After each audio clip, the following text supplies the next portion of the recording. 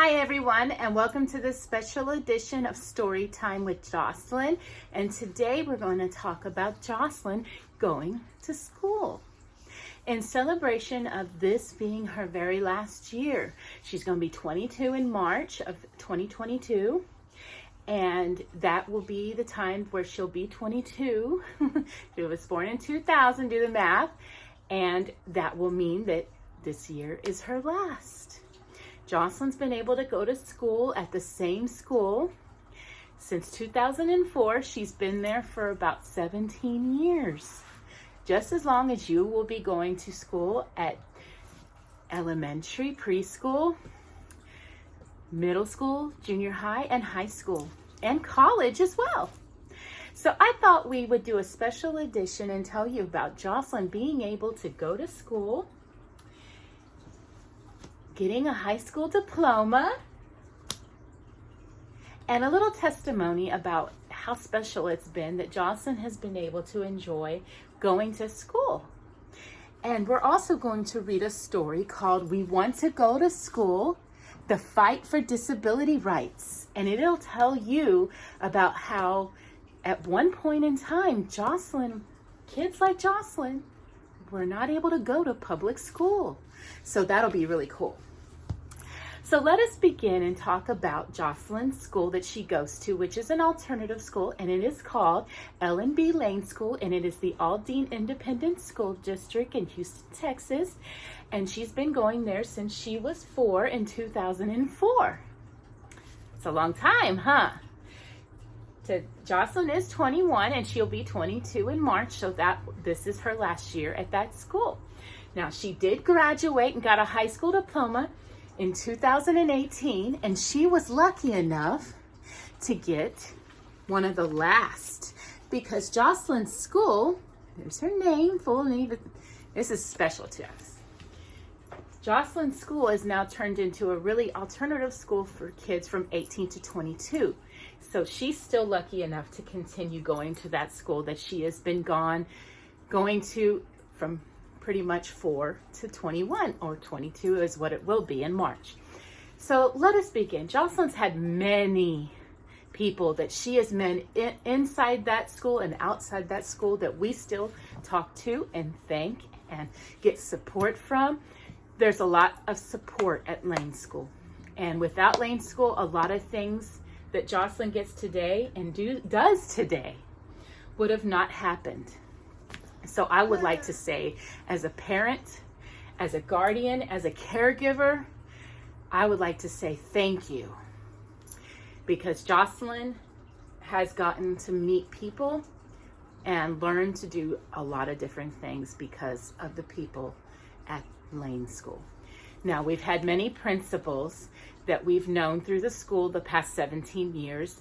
The principal now, Principal P is what we call him here at home when we talk about him. He is really sweet, and he's always very attentive, and still, he's not the guy that would sit in his office. He's the kind that gets to work and does everything, the smallest job, no matter what it is, even if it's not his job, he does it. That is amazing.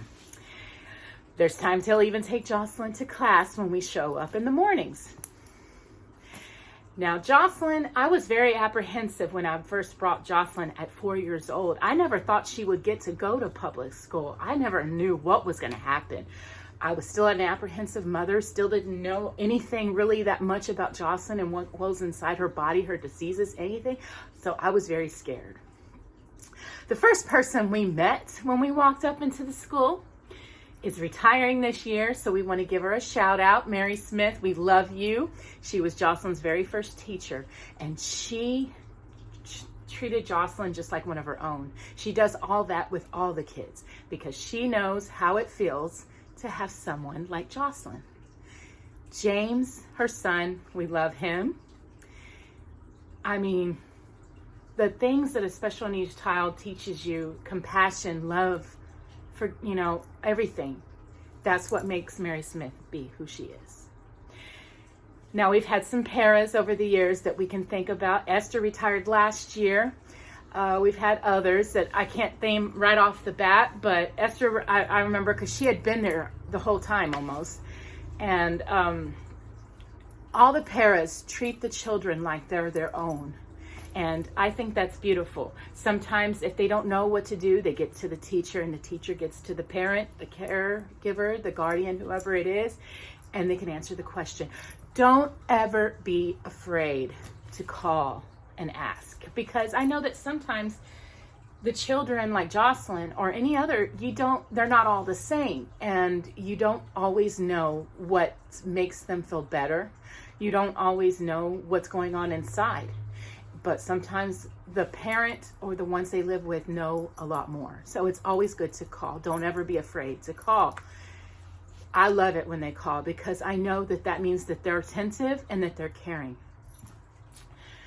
The nurses over the years, Cindy, we have Lisa now. Oh, amazing work, amazing work. Jocelyn has all kinds of therapists.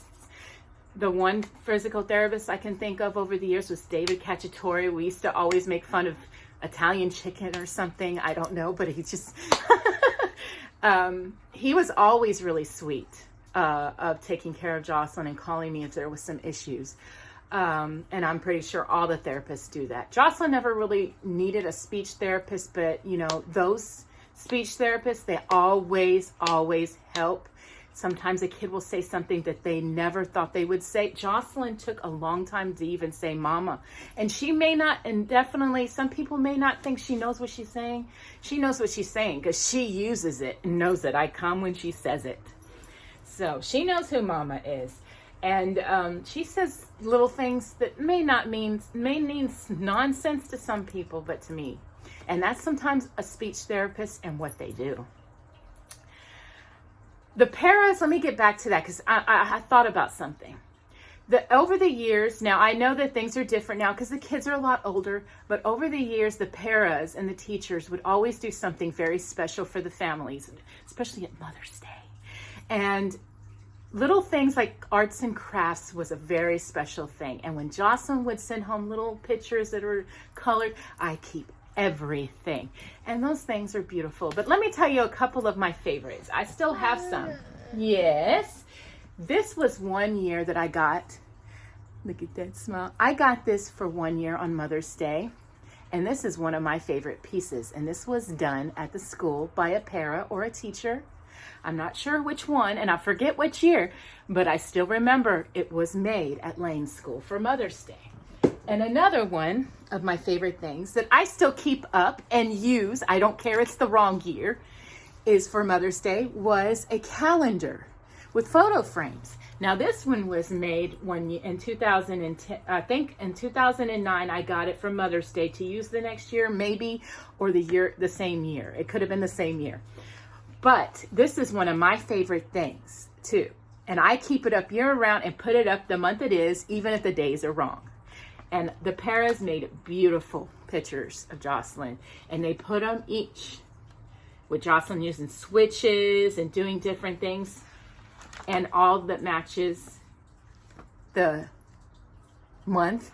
You got Jocelyn loved being the classroom greeter. I really want to do that for our church, so we need switches. We're going to get it. Isn't that beautiful? This is just, like I said, I keep this up year around. And right now it's November, so this is what is showing. And next month we will have the holidays. Always Jocelyn and her beautiful smiles. But just to say, those things I miss, but I know the kids are older now and they don't do them all the time. And it also could have funding. So remember, fundraising, because parents, guardians, and caregivers, they like things like this. This is beautiful. And even though Jocelyn probably helped with hand over hand, some of the kids can do them themselves. And I know that they're even more special. So,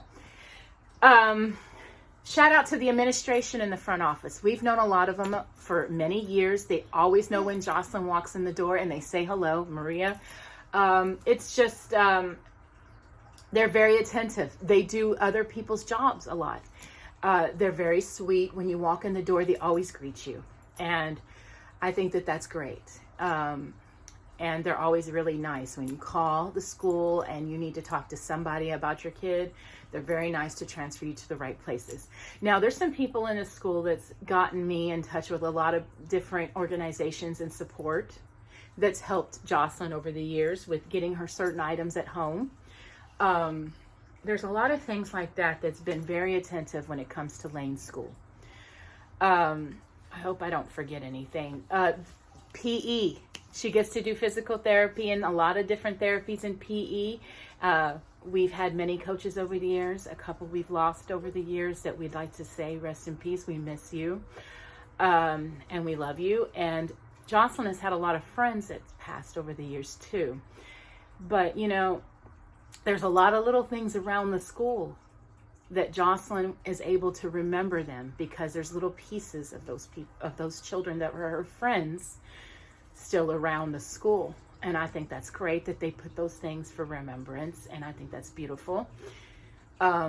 The school has been, you know, Jocelyn's favorite was always Janetta and music therapy. She always loved that. She would have constant pictures of her playing instruments and doing different things. We miss her, and I hope she's doing okay. But other than that, you know, we just want to say that Lane School is doing a great job. We really wish it could have been a school for children like Jocelyn, you know, and I know that sometimes I agree that Jocelyn would have probably been okay being an alternative classroom in a regular school. But sometimes I think that Jocelyn's too far severe. And sometimes I think that she was one of the good ones to be able to still go to Lane School all her life or all through her school years. So we'd like to thank you all at Lane School and for all the good work that you do. Just a little, you know, just something that I can give y'all peace of mind. Don't ever be afraid to call, and don't ever be afraid to hold. I know the pandemic's probably made that hard on some people, but hold and comfort and love on our kids, even when they give you the most horrible attitude. Because Jocelyn gives me attitude. I should have done this video last week, but she didn't want to do it. It was horrible. I'm just kidding. I love her to death. But anyways, but don't ever be afraid to hold and love and comfort our children like they're your own. Because that's why when we drop off our children at school, Lane, any school, we want them to feel comforted and loved like they are at their own home. And Lane School does that, so thank you. And shout out to Principal P, you're doing a great job. Everyone there at Lane is doing a great job. And Connie Young, we miss you. You always reminded me of my mother. You have pictures of my mom, and I just swear every time I see her. So at home, at school, it was Mrs. Young, but at home, I said Grandma Young because you just look like, to Jocelyn, you just look like Grandma. So we love you, and I hope you're enjoying your retirement. And I hope everyone I'm mentioning is able to see this one day. And just thank you so much. Thank you, Lane School. Hi. As you could tell, I'm alone. And I watched back the special edition that I'm about to post, and I needed to say a couple of things to add to the video before I post it. So Jocelyn's not with me. She's at Lane School right now. So I think that's kind of cool. So I just want to do a quick thank you to some of the names that I can remember. And if I don't remember your name, please forgive me. I mean, there's been so many over the years. But, oh goodness. Administration office, thank you. All of Jocelyn's teachers over the years, thank you. Mary Smith, Betsy, Miss Ford, current teacher, we love you. You are doing an amazing job. I know you're new at this. So don't ever be afraid to call or text me or any parent or guardian, but you're doing great. And I think you are going in a great direction. Miss Thomas, you were with Jocelyn a couple of years ago, and you got to walk her over the graduation stage. Thank you. Thank you to Principal P. thank you, Mary. This is your last year. Congratulations. Thank you for taking away my fear and my apprehensive when Jocelyn first came to Lane School in 2004. Sharon, I don't even need to say anymore. All her coaches in PE, amazing job. All her occupational therapists that she's had and shown a lot of the different devices that Jocelyn can actually use with hand over hand. I mean, I didn't even think that would be possible. Thank you. All the nurses she's had over the years. Thank you. All the paras. Oh goodness, Esther, Brigitta. I can't think of all of them. Y'all all do great. Thank you for holding our children and treating them like your own. Thank you. Couple of principals, thank you. Principal P, thank you. Even vice principals, even the ones that come in, dietitians, I think, when you come in and have your ARD meetings, the ones that lead those, thank you. Y'all do great. I mean, it is so hard to continue doing this and having all these parents are like impossible in their minds, IEPs, and then they at least meet them a couple of times a year. You do great. Thank you. Oh goodness. What else could I say? Everyone at the school does a great job. Everyone. All the therapists, all the teachers, all the paras, all the administration office, the janitors, everyone that does their piece to keep Lane School as it is. From one parent, hopefully I can be saying it for all parents, guardians, caregivers. Lane School, thank you. Thank you from Jocelyn and me and all the kids that have been there as long as you've been open. Thank you. Thank you. Thank you. And God bless. Now, let's talk about what it would have been like if Jocelyn wasn't able to go to public school. So I found the perfect book, and if y'all want to stick around and was bearing with me during that testimony about Jocelyn being able to go to school, we're going to read a really cool book. And it's called, like I said, We Want to Go to School, The Fight for Disability Rights. And it is written by Mary Ann Coco Leffler and Janine Leffler. So let us begin. Hi, Jocelyn. I'm Janine. When I was a kid, it took me a long time to learn to talk and to walk, just like Jocelyn, and my muscles were weak. I was born with something called cerebral palsy, or CP for short. Jocelyn has that.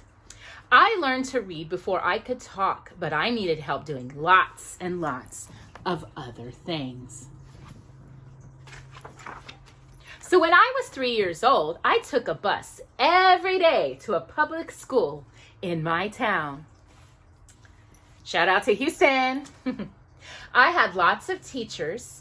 I had a classroom teacher, a teacher to help me build my muscles, which is a physical therapist, a teacher to help me learn to talk, which is a speech therapist, and a teacher to help me use my hands. And Jocelyn does use her hands, which is an occupational therapist.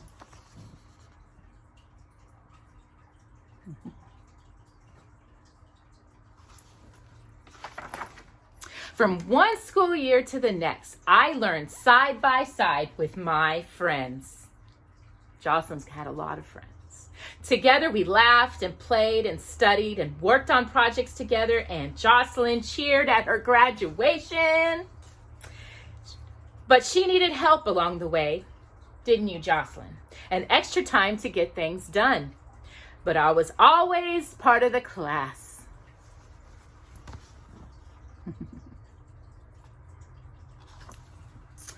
It is the same way for other kids with disabilities all around America. But one day I read that it hadn't always been that way. There was a time that Jocelyn would not have been able to go to public school.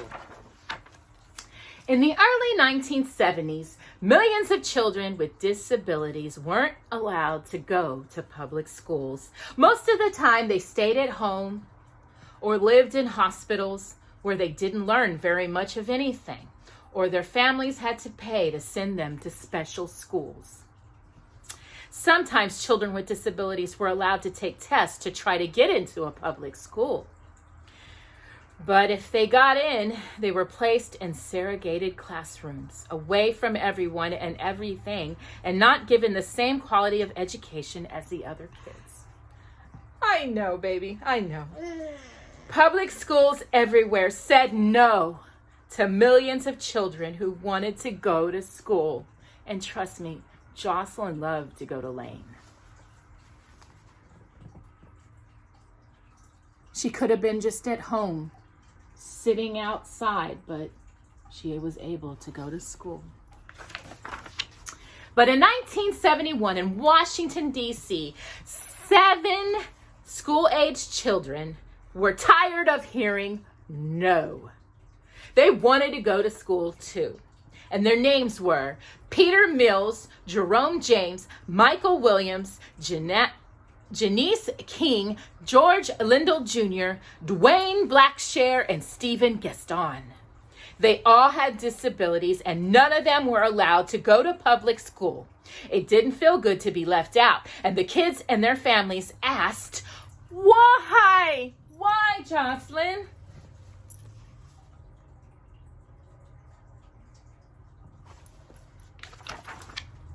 The schools came up with lots of excuses. He needs to stay in the hospital. His behavior is so bad. We can't afford to have these kids in our classrooms. It will not be fair to the other students, and they won't be able to focus. She'll be a distraction. It is my opinion, memo, that children with disabilities will not be able to learn. It is believed. And this was back in the 70s. The children and their families made their voices heard. Our children deserve a free public education like everyone else. The schools won't even test our children. They can learn. Our children would benefit from an education. Jocelyn certainly has. And that's right, their doctors say so. Isn't public school for everyone? The schools weren't listening and the families were getting mad.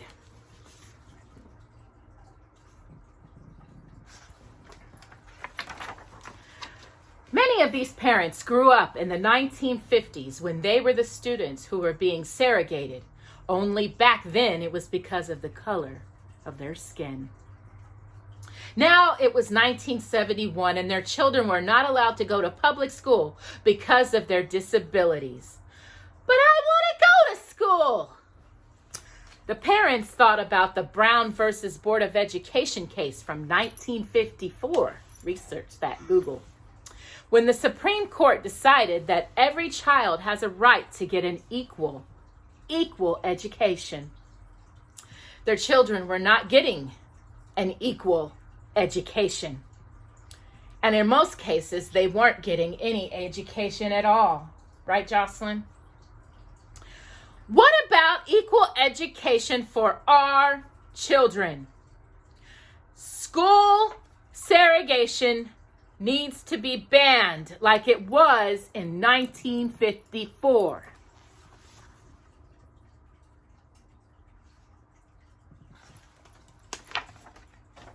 The children and their families began meeting. They decided to join together and file a lawsuit against the school district. It was time to fight for their rights. 4 lawyers took the case. It was called Mills versus Board of Education of the District of Columbia. The case was named after one of the 7 children. Peter Mills, a 12-year-old boy with disabilities. Soon, word started to spread. More families joined the lawsuit. It was a class action suit, which meant that it stood up for a lot of children, just like Jocelyn. And I mean a lot. 18,000 students from the Washington, D.C. area were also not receiving a public education because of their disability.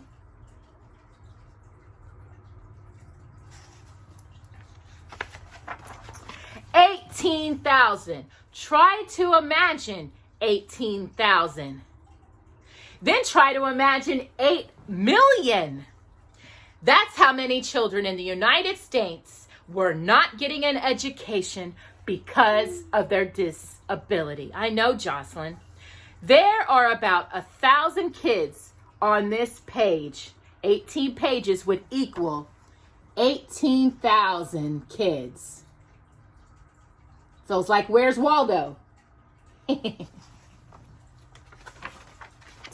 On September 24th, 1971, the case, Mills versus Board of Education, was filed in the United States District Court for the District of Columbia. Judge Joseph C. Waddy would decide the case. The lawyers for the children fought hard. All students are equal, and by not letting children with disabilities attend public school, the school is taking away their rights. In Brown versus Board of Education, it was decided that children have the right to be free. Equal public education, no matter their race. I argue this right is for all children, regardless of their race, gender, and disability. The lawyers for the schools argued, the schools can't possibly afford to pay for the education of these children. Judge Waddy listened to both sides.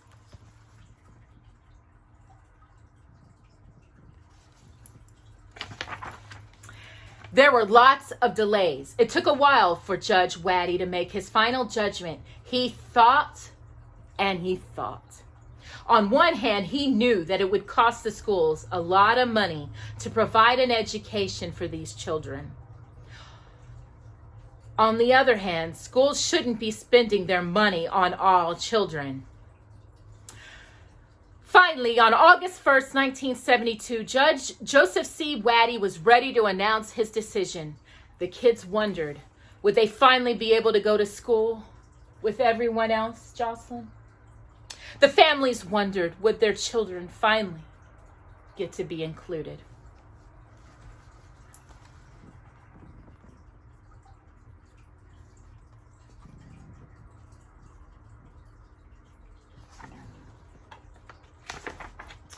Yes, they won! The court ruled that students with disabilities must be given a free public education. That fall, all across Washington, D.C., thousands of kids were now able to go to school with their friends, just like Jocelyn. It didn't end there, though. Actually, it was just the beginning. Mills versus Board of Education inspired more federal court cases, leading to important federal laws guaranteeing public education for all children. All across the country, millions of students with disabilities could finally go to school and get the education they needed and deserved. Thank you, Peter, Janice, Jerome, Michael, George, Stephen, and Dwayne. You changed many lives, including Jocelyn's. Yes, yes, yes. Yes, they won.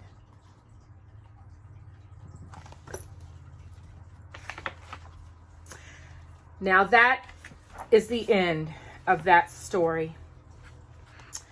And I think it's beautiful that Jocelyn is able to go to school because of 7 children back in 1971 that were just tired of not being included. Thank you.